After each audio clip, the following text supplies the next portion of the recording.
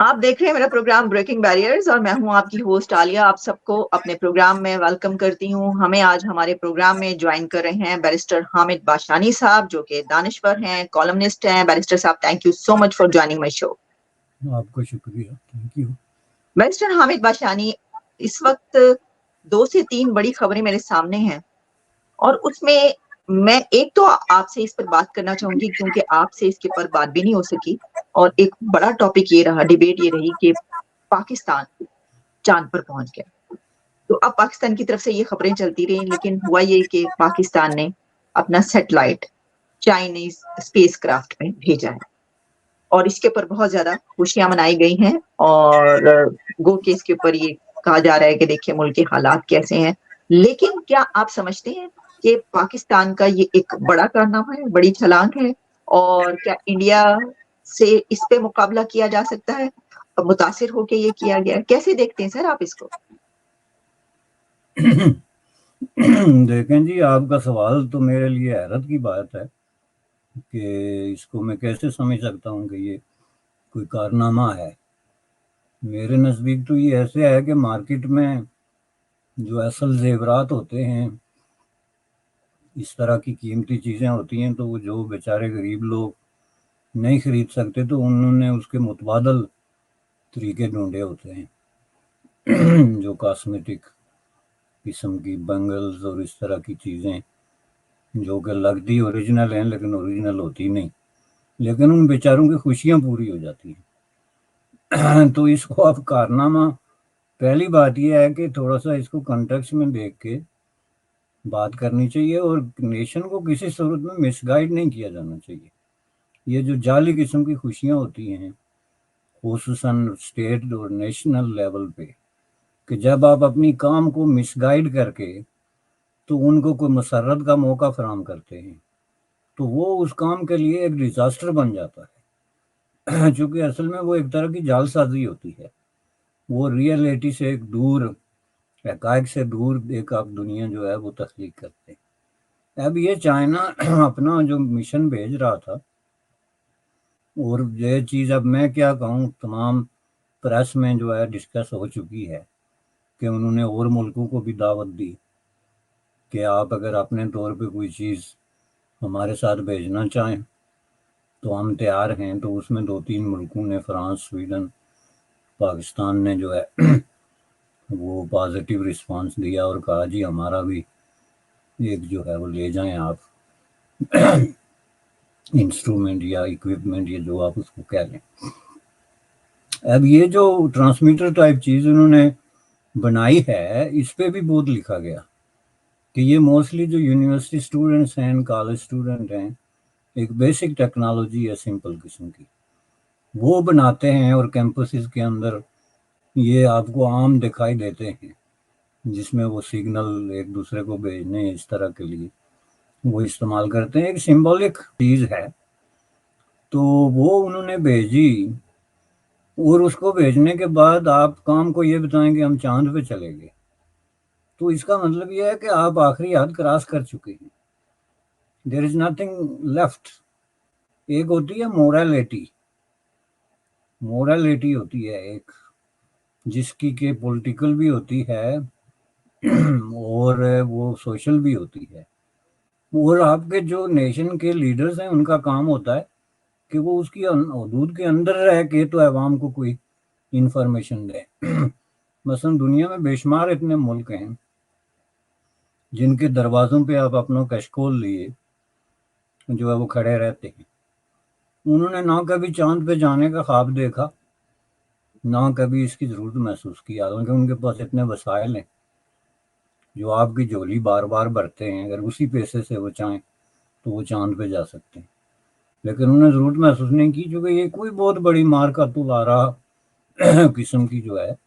وہ اچیومنٹ نہیں ہوتی. یہ البتہ شو کرتی ہے آپ کی انٹینشن کو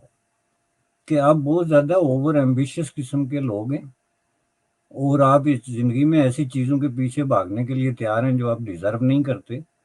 اور کسی بھی طریقے سے وہ آپ کے حالات کے ساتھ, آپ کی اکنامک, پولیٹیکل اور سوشل جو سیٹنگ ہے اس کے ساتھ میل نہیں کھاتے. مثلا اس سے پہلے بھی پاکستان میں اس طرح کی واردات ہی کہوں گا میں اس کو جو ہے وہ ہوتی رہی ہیں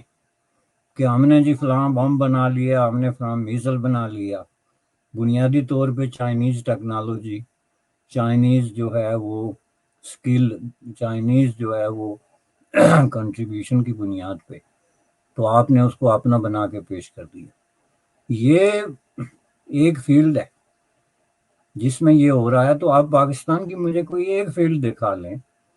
جس میں کہ یہ نہیں ہو رہا ہے۔ فار ایگزامپل پاکستان کا جو ایکڈیمیا ہے، جس کو پوری دنیا میں نالج، سائنس، ڈیولپمنٹ، تحقیق تو تفتیش، ریسرچ کے حوالے سے مقدس سمجھا جاتا ہے، سب سے زیادہ فراڈ اس میں ہوتا ہے۔ آپ اگر جا کے سٹیٹس دیکھیں تو دنیا میں سب سے زیادہ فراڈ جو پیپرز پہ ہوا ہے، جہاں لوگوں کے تھیسس چوری کر کے دوسرے کی جو رائٹنگ ہے ان کا ریسرچ ورک جو ہے، تو آپ کے پروفیسروں نے، میں اسٹوڈنٹ کی بات نہیں، اس کا تو حساب ہی کوئی نہیں ہے، آپ کے جو انگلینڈ میں اسٹوڈنٹ پڑھتے ہیں انہوں نے خود اخبارات میں دیا ہے کہ ہم 500 پاؤنڈ دے کے تو پیپر لکھواتے ہیں۔ ان کی تو آپ بات ہی چھوڑیں، میں آپ کی ایکڈیمیا کے جو ٹاپ لیڈرز ہیں، پروفیسرز ہیں، پی ایچ ڈیز ہیں، ان کی بات کر رہا ہوں۔ تو ذرا آپ تصور کریں کہ ایک یونیورسٹی ایک کتنا بڑا مقدس ادارہ ہوتا ہے جس میں انٹیگریٹی، آنیسٹی ایک بہت بڑی ایک آدرش سمجھی جاتی ہے، تو اس کے اگر پروفیسرز اور پرنسپلز ایسی واردات ڈالتے ہوئے پکڑے جائیں تو اس ملک کا کوئی ادارہ جو ہے چھوٹا سا، کوئی ناسا ٹائپ، پتہ نہیں پاکستان کے اس ادارے کا کیا نام ہے اس وقت میرے ذہن میں، تو وہ اگر یہ دعویٰ کر دے ہم چاند پہ چلے گئے، تو اس میں کون سی بڑی بات ہے؟ جہاں آپ کی اکیڈمیا اس ٹائپ کی واردات ڈال رہی ہے وہاں یہ ادارہ تو کوئی چیز ہی نہیں ہے۔ اب بنیادی طور پہ جو ہے وہ ملک جھوٹ پہ کھڑا ہے، اکانومی کے حوالے سے آپ جھوٹ بول رہے ہیں، اور جس کو کہتے ہیں نا چو مکھی جھوٹ، شروع کرتے ہیں آپ آئی ایم ایف سے، ان کو ویلتھ انڈیکیٹرز اور اشاریے دیتے ہیں، جعلی اشاریے تیار کرتے ہیں آپ، اور یہ مشرف نے خود تسلیم کیا تھا پریس میں کہ ہم نے جو ہے وہ انٹرنیشنل ایڈ لینے کے لیے جو آپ نے اشاریے میں ٹیمپرنگ کی، اور جن جن شعبوں میں ہماری یہ ترقی نہیں تھی وہ ہم نے شو کی۔ جب آپ اس حد تک جا سکتے ہیں، انٹرنیشنل مانیٹری فنڈز جو ادارے ہیں، بینکنگ ہے، اس کو مس گائیڈ کرنے کے لیے آپ جو ہے وہ اصلاح کی دوڑ میں اپنے آپ کو اس طرح پیش کرتے ہیں جیسے آپ کے سابقہ سپر پاور ہیں۔ آپ کبھی جا کے کوریا سے میزل خریدنے کی کوشش کرتے ہیں، کبھی چین سے بم خریدنے کی کوشش کرتے ہیں، اور پوز یہ کرتے ہیں کہ یہ آپ اپنے بنا رہے۔ آپ جو ہے وہ سائنس، ٹیکنالوجی، ایون جانور، یہ گائے وغیرہ کی ڈپلیکیٹ میں بھی ملوث ہیں۔ تو اس طریقے سے آپ جو ہے دو نمبر قسم کی ایک جو ہے پورا کلچر ہے، اور اس کا نیٹ شل ایک یہ نکل کے آ گیا کہ جی سر کیا آپ موجودہ سمجھتے ہیں، ویسے صاحب کیا آپ سمجھتے ہیں کہ یہ ایک پریشر بھی کیوں کہ تھا کہ انڈیا چندریان 3، پھر آدتیہ اور سولر مشن، مون مشن، اتنی ترقی وہاں پر اس لیے ہو گئی، تو بہت پریشر تھا کہ بھائی کچھ تو کر کے دکھایا جائے، تو کیونکہ چائنا جو ہے ایک بہت سویٹر دین ہنی دوستی، تو اگر وہ جا رہا ہے تو اس سے تھوڑا سا ایک اسمارٹلی ہم بھی اپنا حصہ لے لیں اور ہم کہیں کہ ہم بھی پہنچ گئے۔ کیا اس طرح دیکھتے ہیں کہ پریشر کے طور پر یہ؟ نہیں، یہ تو اپنے آپ کو ذلیل کرنے والی بات ہے۔ انڈیا کی جو ریئل اچیومنٹس ہیں، ریئل آن گراؤنڈ، چاند پہ وہ پوری دنیا کے سامنے گئے، جو جو انہوں نے وہاں کرنا تھا پوری دنیا کو سامنے ٹرانسمٹ کیا، تو اس کے مقابلے میں آپ ایک چھوٹا سا کھلونا چین کے بیگ میں ڈال کے بھیج دیں۔ وہ میں دیکھ رہا تھا، ایک دانشور کا کول تھا اس پہ سوشل میڈیا پہ، کہ یہ ایسے ہی حرکت ہے جس طرح پرانے زمانے میں میراثی جو ہے وہ چودھری صاحب کی جو ہے بارات کے ساتھ جایا کرتے تھے۔ اب یہ بڑا قابل اعتراض سا لفظ ہے، لیکن ظاہر ہے پرانے زمانے میں میراثی کو میراثی کہا جاتا تھا، اور کلچر ہی ایسا تھا کہ اس میں چودھری سب کچھ تھا، نقطۂ ماسکہ گاؤں کا، اور وہ میراثی پھر ان کو خوش کرنے کے لیے ادھر ادھر اچھل کود کیا کرتے تھے۔ یہ کرنے کی پاکستان کو ضرورت نہیں ہے، پاکستان کو ضرورت ہے جال سازی سے باہر نکلنے کی۔ جھوٹ اور فریب سے باہر نکلنے کی، جو فریب مسلسل جس میں آپ کی رولنگ ایلیٹ مبتلا ہے، اور جو آپ کے عوام کو فریب مسلسل میں مبتلا کرنے پہ باضد ہے، اس سے وہ باہر نکلے، سچائی کو تسلیم کرے، سائنس اور ٹیکنالوجی میں، اسپیس میں، اصلاح کی دوڑ میں، اکنامک ڈیولپمنٹ میں پاکستان انڈیا کے ساتھ کسی طرح کے کسی مقابلے میں کیا کسی طرح کی کسی کہانی میں ہی نہیں آتا۔ تو آپ یہ کتنی ضرورت کیوں نہیں ڈیولپ کرتے کہ آپ یہ تسلیم کریں کہ نہیں جی ہم تھوڑے ڈیفرنٹ ملک ہیں، ہمیں نہیں جانا چاند پہ، ہمارے لیے یہ دنیا کافی ہے، اس میں کرنے کے 20 کام ہیں۔ جس ملک میں آج آپ تک اپنی پاپولیشن کو ٹوائلٹس تک نہیں دے سکے، واش روم تک نہیں مہیا کر سکے، کھانے پینے کی بنیادی ضروریات جو ہے آٹے اور چینی پہ لوگ خودکشیاں کر رہے ہیں۔ سر وہ گندم کی امپورٹ کا جو ہے آ گیا اب اتنا بڑا، آپ نے یہ بات کی تو مجھے یاد آ گیا، وہ لاکھوں ٹن ویٹ جو ہے وہ امپورٹ کر لیا، کسانوں کو مسئلے پڑ گئے، اب کسانوں نے پروٹیسٹ سٹارٹ کر دیے ہیں، اور اتنا بڑا سکینڈل سامنے آیا ہے۔ کبھی یہ کہا جا رہا ہے کہ وہ کاکڑ صاحب انہوں نے یہ کیا، اور کوئی ایک دوسرے کے پر الزامات لگ رہے ہیں۔ اور اس کے بدلے میں وہ سینیٹر بن گئے، $1 ارب کی وہ ٹیکہ ہے جس کی وجہ سے کتنے لوگوں نے جو ہے وہ کمیشن کمائے ہیں۔ تو وہ اس طرف نہیں جائیں گے، وہ جال سازیوں کی طرف مسلسل اور ہر کام کے ساتھ انٹرنیشنل کمیونٹی کے ساتھ فراڈ کر رہے ہیں۔ سعودیوں کو جا کے بتائیں گے ہمارا یہ ہو گیا جی، آپ آ کے انویسٹمنٹ کریں۔ سر یہ ایگزیکٹلی بڑے سر صاحب ایک ڈیلیگیشن آ گیا، آپ نے مجھے یہ والی ایک اور خبر دکھا دی کہ اس وقت میرے سامنے خبر یہ ہے کہ سعودی عربیہ کا ڈیلیگیشن اس وقت آیا ہے، پاکستان میں پہنچا ہے، اور یہ تجارتی وفد ہے، ٹریڈ کے حوالے سے جو بات کرے گا، اور ایکسپیکٹیشن یہ ہے پاکستان کی کہ $10 بلین تک جو ہے اس کے اوپر ایگریمنٹس ہو سکیں گے، اور اس میں جو ہے 30 سے زیادہ کوئی کمپنیز ہیں اور سرمایہ کار 50 لوگ ہیں اس میں شامل، ممبرز جو گئے ہیں پاکستان۔ دیکھیں آپ کسی بھی ملک میں چلے جائیں اور جا کے وہاں آپ کی بزنس کلاس کو کہیں، اب یہ جو 30 کمپنیز ہیں یہ کوئی گورنمنٹ آف سعودی عربیہ تو نہیں ہے نا، یہ پرائیویٹ کمپنیز ہیں، پرائیویٹ اینٹیٹیز ہیں، انکارپوریٹڈ۔ تو آپ جا کے کسی بھی ملک میں پرائیویٹ کمپنیز کو کہیں کہ جی آپ آئیں ہمارے ملک میں پیسے لے کے آئیں، تو ہم آپ کو اتنی مراد دیں گے کہ آپ کے سامنے چڑیا پر نہیں مار سکتے۔ آپ کو جو ہے اونے پونے داموں ہم اپنی زمین جو ہے وہ لیز کریں گے، آپ پہ ٹیکس نہیں لگائے جائیں گے، آپ کو جو ہے وہ VIP پروٹوکول دیا جائے گا، آپ کے سرمائے کو جو ہے وہ سرکاری تحفظ دیا جائے گا، جس کے لیے ہم نے کونسل بنائی ہے جس میں ہر قابل ذکر آدمی شامل ہے، اور آپ جو پیسے انویسٹ کریں گے وہ ودن 6 منتھ دگنے کر کے وہاں سے نکلیں گے۔ تو وہ کون سی سرمایہ کار کمپنی ہے جو کہے گی جی نہیں ہم یہ نہیں کرتے؟ یہ تو تب ہونا کہ گورنمنٹ آف سعودی عربیہ وہ آ کے انویسٹ کرے کہ ہم سرکاری سطح پہ جو ہے وہ انویسٹمنٹ کر رہے ہیں، اور انویسٹمنٹ کرے بغیر کسی اس طرح کی فیورز کے۔ یہ تو ملک کو بیچ رہے ہیں، وہ اونے پونے داموں زمین بیچ رہے ہیں اونے پونے داموں، تو اس کو انہوں نے جو ہے ایک اپنے وہی ریزیومے پہ ایک جعلی پورٹ فولیو میں ایک جعلی انٹری ڈال دی کہ جی ہم جو ہے وہ $10 بلین کی انویسٹمنٹ لے آ رہے ہیں۔ اس طرح کی انویسٹمنٹ تو ہر آدمی لے سکتا ہے۔ آپ سعودیہ سے نکل کے جا کے فرانس کی بزنس کلاس کو کہیں، اگر آپ ان کو یقین دلانے میں کامیاب ہو جاتے ہیں کہ آپ کا پیسہ محفوظ ہے، تو سرمایہ دار کی ABC یہی ہے کہ اس کو جہاں زیادہ سے زیادہ منافع اور زیادہ سے زیادہ تحفظ ہے وہ وہاں پہ انویسٹ کرے گا، اس میں کون سی ایسی بڑی بات ہے؟ سر اس کے اندر یہ بھی کہ دیکھیے وہ انڈیا میں انویسٹمنٹس کر چکی ہیں $بلینز کی، وہاں پر جو عرب کنٹریز ہیں وہ کتنا زیادہ پیسہ لگا رہے ہیں انڈیا میں، کیسی کیسی انویسٹمنٹس ہو رہی ہیں، کشمیر میں، جموں کشمیر میں انہوں نے کتنی انویسٹمنٹس کی ہیں۔ تو پاکستان ایز اے امہ برادر کے طور پہ تو پہلے پاکستان میں ہونا چاہیے تھا، یہ جو وقت ابھی پہنچا تو یہ تو وہاں پر سب کر کے، تو کیا اس سے بھی پھر ایک امپیکٹ ہے، متاثر ہو کے ہی جو ہے وہ کرنے کی کوشش کی جا رہی ہے؟ نہیں، یہ تو اس کی ایک الگ بحث چھڑ جائے گی۔ انڈیا میں جو انویسٹمنٹ انہوں نے کی تھی وہ پاکستان کی سخت مخالفت کے باوجود کی تھی، وہ ایک کنسیڈریبل بات تھی، چونکہ اس وقت پاکستان یہ سمجھ رہا تھا کہ عرب جو ہیں وہ ہماری جیب میں ہیں،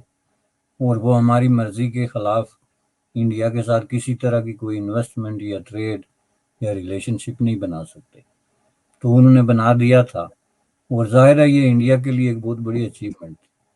اب وہی کمپنیاں جو ہیں وہ واپس آ کے یہاں کوئی انویسٹمنٹ کر رہی ہیں،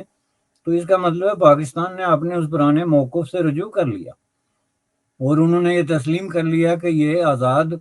سرمایہ دار کمپنیاں ہیں، ان کو جس ملک میں جہاں منافع نظر آئے گا وہ انویسٹمنٹ کریں گے،